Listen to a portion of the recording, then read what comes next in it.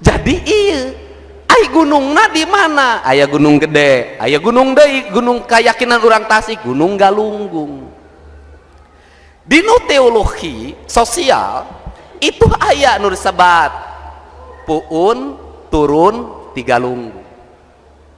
Ai puun cek urang Sunda naon? Ai pulung, pulung turun ti Galunggung. Ari pulung teh naon? Ari pulung teh petunjuk.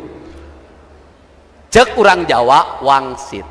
Cek urang Sunda pituduh. Tuluna ti Galunggung, ti mana Galunggung? Aya dua kalimat, aya galuh anu agung.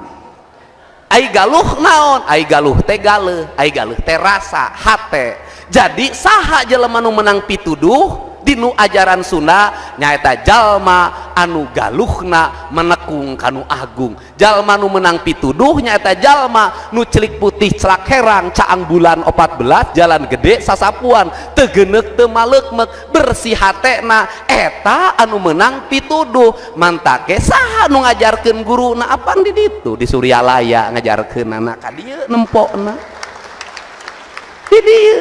Jadi pituduh teh jauh-jauh ti dieu tinu rasa urang, tinu rasa urang jadi gunung Galunggung teh di mana? Sareatna di dieu, hakikatna di dieu dinu diri urang sadayana. Mantake abah ningalina kieu, apan di dieu dinu rasa la ilaha